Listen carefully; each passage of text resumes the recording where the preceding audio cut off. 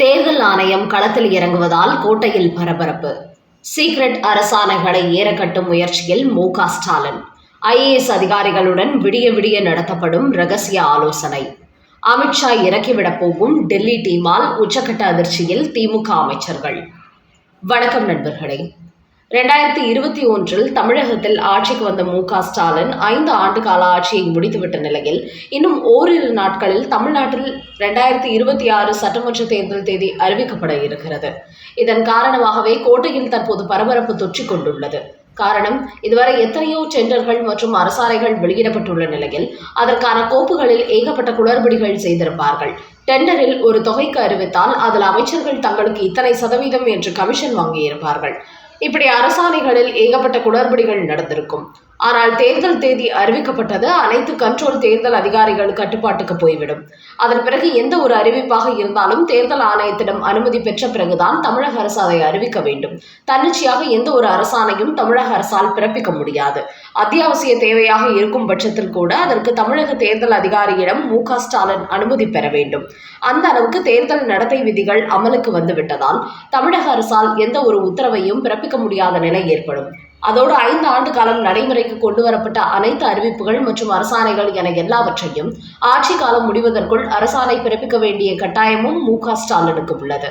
இதன் காரணமாகவே தற்போது தலைமை செயலகத்தில் வீட்டு வசதி, வருவாய் மற்றும் பேரிடர் மேலாண்மை, நகர்ப்புற வளர்ச்சி, சுகாதாரம், கல்வி என அனைத்து துறைகளை சார்ந்த ஐஏஎஸ் அதிகாரிகளும் முகாமிட்டு 5 ஆண்டுகளில் தாங்கள் பிறப்பித்த அரசாணைகள் குறித்த கோப்புகளை தனித்தனி ஃபைல்களாக உருவாக்கி கொண்டு வருகிறார்கள்.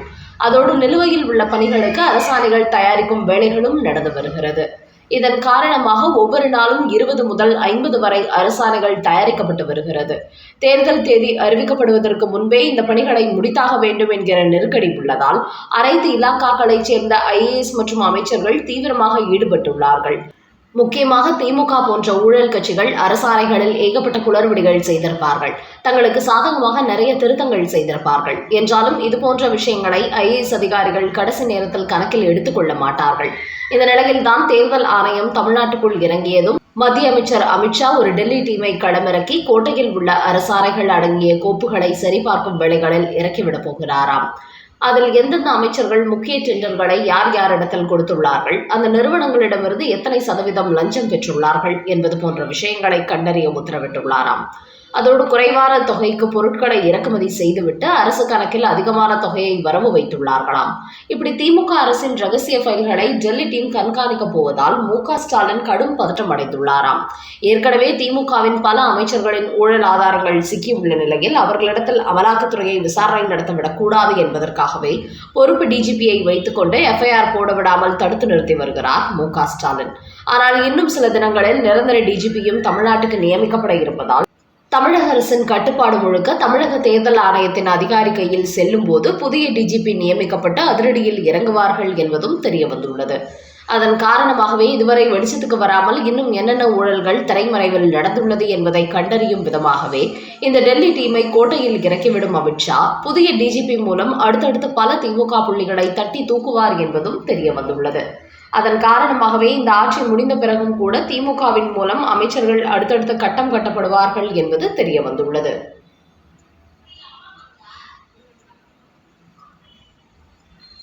அடுத்த செய்தி. பாட்டிலுக்கு 10 ரூபாய். தமிழக அரசுக்கு உயர்நீதிமன்றம் கொடுத்த வார்னிங். டாஸ்மாக் கடைகளில் பாட்டிலுக்கு 10 ரூபாய் கூடுதலாக கொடுத்து மதுபானங்களை வாங்கும் மதுப்பிரியர்கள் அந்த காலி பாட்டில்களை திரும்ப கொடுக்கும் போது 10 ரூபாயை டாஸ்மாக் கடையினர் திரும்ப கொடுக்க வேண்டும் என்று ஒரு திட்டத்தை அமல்படுத்த வேண்டும் என்று உயர்நீதிமன்றம் தமிழக அரசுக்கு ஏற்கனவே உத்தரவிட்டிருந்தது. ஆனால் இவர்கள் அப்படி காலி பாட்டில்களை தாங்கள் வாங்கிக் கொண்டால் ஏற்கனவே பாட்டிலுக்கு 10 ரூபாய் அதிகமாக வாங்கியதை திரும்ப கொடுக்க வேண்டும் என்பதற்காக அந்த திட்டத்தை நடைமுறைப்படுத்தாமல் வைத்துள்ளார்கள். பெயரளவுக்கு மட்டும் கோவை, அரியலூர், நீலகிரி என சில மாவட்டங்களில் மட்டும் இது நடைமுறைப்படுத்தப்பட்டுள்ளதாம். தமிழக டாஸ்மாக் துறை அதிகாரிகள் மற்ற மாவட்டங்களில் அதை கொண்டு வராமல் கிடப்பில் போட்டுவிட்டார்கள். இந்த நிலையில் இதுகுறித்து ஒரு வழக்கு மீண்டும் சென்னை உயர்நீதிமன்றத்தில் நீதிபதிகள் சதீஷ்குமார், பரத சக்கரவர்த்தி அமர்வில் நேற்று விசாரணைக்கு வந்தது. அப்போது டாஸ்மாக் கடைகளில் பாட்டிலுக்கு 10 ரூபாய் வாங்குவதை தவிர்க்க வேண்டும் என்பதற்காகவே காலி பாட்டில்கள் கொடுத்தால் அந்த 10 ரூபாயை திரும்ப கொடுக்க வேண்டும் என்று நாங்கள் உத்தரவிட்டிருந்தோம். ஆனால் தமிழக அரசோ காலி பாட்டில்களை திரும்ப பெறுவது டாஸ்மாக் ஊழியர்களுக்கு சுமையாக இருப்பதாக சொல்லி அதை நடைமுறைப்படுத்தாமல் இருப்பது என்பது நீதிமன்ற உத்தரவை அவமதிக்கும் செயலாகும். அதோடு இந்த திட்டத்தை நடைமுறைப்படுத்தாமல் கிடப்பில் போடுவது டாஸ்மாக் கடைகளில் மதுபானம் வாங்குபவர்களிடம் கூடுதலாக வாங்கும் 10 ரூபாயை திரும்ப கொடுக்காமல் இருப்பதற்கான முயற்சியாகவே நீதிமன்றம் கருதுகிறது. அதனால் தமிழக அரசு உடனடியாக டாஸ்மாக் துறை அதிகாரிகளுக்கு உத்தரவு போட வேண்டும். இதுவரை இந்த திட்டத்தை நடைமுறைப்படுத்தாத மாவட்டங்களில் உடனடியாக அமலுக்கு கொண்டு வந்து அதற்கான அறிக்கையை நீதிமன்றத்தில் தாக்கல் செய்ய வேண்டும். தமிழ்நாட்டை பொறுத்தவரை தினமும் 2 கோடிக்கு மேலான மது பாட்டில்கள் விற்பனை செய்யப்படுகிறது. அப்படி என்றால் அந்த 2 கோடி பாட்டிலுக்கும் தலா 10 ரூபாய் வீதம் அந்த பணத்தை டாஸ்மாக் அதிகாரிகளே எடுத்துக்கொண்டு வருகிறார்கள். இப்படி தங்களுக்கு வரக்கூடிய வருமானம் நின்று போய்விடுமே என்பதற்காகத்தான் இந்த பாட்டிலை திரும்ப பெறும் திட்டத்தை அமல்படுத்தாமல் இருப்பதாகவே கருதுகிறோம். அதனால் இந்த விஷயத்தில் தமிழக அரசு உடனடியாக துரித நடவடிக்கையில் ஈடுபட வேண்டும். அப்படி இல்லை என்றால் பாட்டிலுக்கு 10 ரூபாய் என்பதை சுற்றுச்சூழல் பாதிப்பு இருப்பதாக டாஸ்மாக் நிறுவனத்திடமிருந்து நீதிமன்றமே வசூலிக்க வேண்டிய சூழ்நிலை ஏற்படும் என்று டாஸ்மாக் நிர்வாகத்திற்கு நீதிபதிகள் எச்சரிக்கை மணி அளித்துள்ளார்கள். அதோடு இதற்கு ஜூன் 5ஆம் தேதிக்குள் தமிழக அரசு நீதிமன்றத்தில் விளக்கம் கொடுக்க வேண்டும் என்றும் தெரிவித்துள்ளார்கள்.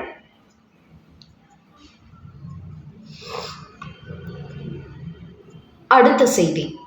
அதிகாரிகளுக்கு பின்னால் ஒளிந்து கொள்ளும் மு.க. ஸ்டாலின் உண்மையை மூடி மறைத்து மக்களை ஏமாற்றுகிறார். விளாசிய அண்ணாமலை. தமிழ்நாட்டில் திமுக ஆட்சிக்கு வந்ததிலிருந்தே பெண்களுக்கு பாதுகாப்பு இல்லை. சாதாரண பெண்கள் தொடங்கி பள்ளி கல்லூரி மாணவிகள் வரை பலாத்கார சம்பவங்களால் தொடர்ந்து பாதிக்கப்பட்டு வருகிறார்கள் என்று பாஜகவின் முன்னாள் தலைவர் அண்ணாமலை மு.க. ஸ்டாலின் ஆட்சியை குற்றம் சாட்டியிருக்கிறார். அது குறித்து அவர் வெளியிட்டுள்ள செய்தியில், தமிழ்நாட்டில் எங்கு பார்த்தாலும் மாணவிகள், இளம் பெண்கள் பலாத்காரம் செய்யப்படுவதால் அது குறித்த பட்டியல் நேற்று பல ஊடகங்களில் வெளியானது. திமுக ஆட்சிக்கு வந்த பிறகு எந்தெந்த மாவட்டங்களில் எவ்வளவு பெண்கள் பாதிக்கப்பட்டுள்ளார்கள் என்று வெளியிட்டிருந்தார்கள். குறிப்பாக இது எல்லாமே தமிழக காவல்துறை வழக்கு பதிவு செய்த குற்றங்கள் தான். ஆனால் இந்த செய்தி வெளியானதும் மு.க. ஸ்டாலின் பதறிவிட்டார். அதன் காரணமாகவே திடீரென்று நேற்றைய தினம் உள்துறை செயலாளர் தமிழ்நாட்டில் கொலை மற்றும் பாலியல் வன்கொடுமை சம்பந்தப்பட்ட ஒரு பட்டியலை வெளியிட்டார்கள். ஆனால் அந்த தகவல்களை உன்னிப்பாக கவனித்தால் 2024 மற்றும் 2025 ஆண்டுகளுக்கான புள்ளி விவரங்களை நம்ப முடியவில்லை. அந்த அளவுக்கு பல குற்றங்களை இவர்கள் மூடி மறைத்திருக்கிறார்கள். கடந்த 2021ஆம் ஆண்டு தேசிய குற்றவியல் ரெக்கார்டில் தமிழ்நாட்டில் 1686 கொலை வழக்குகள் பதிவாகி இருக்கிறது. ஆனால் நேற்று உள்துறை செயலாளர் அதே ஆண்டில் 1597 கொலை வழக்கு மட்டுமே பதிவாகி இருப்பதாக ஒரு பொய் செய்தி வெளியிடுகிறார். ஏற்கனவே திமுக அரசே தேசிய அளவில் இந்த பட்டியலை கொடுத்திருந்தார்கள் என்பது குறிப்பிடத்தக்கது. ஆனால் அதை எப்போதும் மறைத்து குறைவான குற்றங்கள் மட்டுமே நடைபெற்றதாக ஒரு பொய்யான செய்தியை தலைமை செயலாளர் வெளியிடுகிறார். இதன் மூலம் இதுவரை வெளியிடப்படாத 2024-25ஆம் ஆண்டுக்கான புள்ளி விவரங்கள் உண்மையா இல்லை அதுவும் பொய்யான செய்தியா என்கிற சந்தேகம் ஏற்படுகிறது. காவல்துறையை தனது கட்டுப்பாட்டில் வைத்திருக்கும் முதலமைச்சர் மு.க. ஸ்டாலின் இதுகுறித்து தான் விளக்கம் கொடுக்காமல் அதிகாரிகளை விளக்கம் கொடுக்க வைத்து அவர்கள் பின்னால் தான் ஒளிந்து கொள்கிறார்.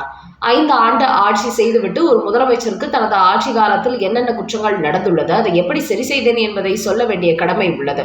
ஆனால் இவர் அத்தனையும் மூடி மறைத்துவிட்டு பொய்யான தகவலை வெளியிட்டு தமிழ்நாட்டு மக்களை ஏமாற்றுகிறார் என்று கூறியுள்ளார் அண்ணாமலை.